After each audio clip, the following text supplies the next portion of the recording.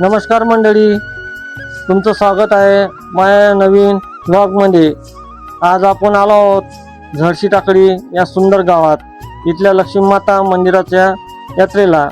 आजचा व्लॉग खूप खास असणार आहे, कारण इथं आहे भक्ती उत्सव, गावाची खरी परंपरा। तर मी आणि माझी मुलगी आणि बायको या आम्ही सगळेजण यात्रेत जायला लागलो। आता आपण पोहोचलो आहोत आणि तुम्ही पाहू शकता की यात्रेची जोरदार तयारी चालू आहे। सगळीकडे लोकांची गर्दी आहे, दुकान आणि उत्सव वातावरण आहे। हे आहे आपल्या लक्ष्मी माता मंदिराचं दर्शन। इथे दरवर्षी मोठ्या भक्तिभावाने यात्रा भरते। लोक दूरदूरून येतात आणि मातेचा आशीर्वाद घेतात। तर आपण बी आता यात्रेमध्ये जाणार आहोत आणि पाहणार आहोत, तुम्ही बी पाहत राहा। तर यात्रेमध्ये दुकानं तर भरपूरच आले होते आणि त्याची दुकानं पडून सण्यात तयार होते। तर आपण आता खरेदी करायसाठी चाललो होतो, आपण बी आता थोडीफार खरेदी करू। तर चला मग आपण बी जाऊ यात्रेमध्ये। यात्रेची खरी मजा लहान मुलापासून तर मोठ्यापर्यंत सगळेच मजा घेत आहे। आम्ही बी थोडीशी खरेदी करायसाठी यात्रेमध्ये गेलो। तुम्ही आले आहे का यात्रेत? नक्की कमेंटमध्ये सांगा। तर आम्ही रात्रीचं दृश्य तर अजूनच सुंदर दिसते, संपूर्ण गाव लाईटने उजळलं आहे। तर मंडळी,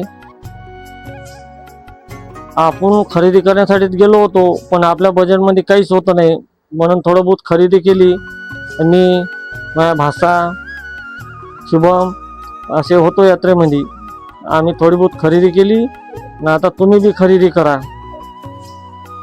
आमची खरेदी झाली करून, आता तुम्ही खरेदी करा। कशी वाटली मग यात्रा? तर मंडळी, हा होता झडशी टाकळी यात्रेचा सुंदर अनुभव।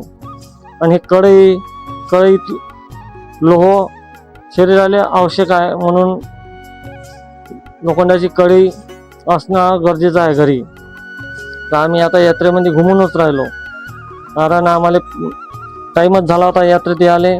तर इथं तर सोन्या चांदीचंच होतं बा। अरे थांबा, काही सोन्या चांदीचं नाही होतं, ते पितळेचंच होतं।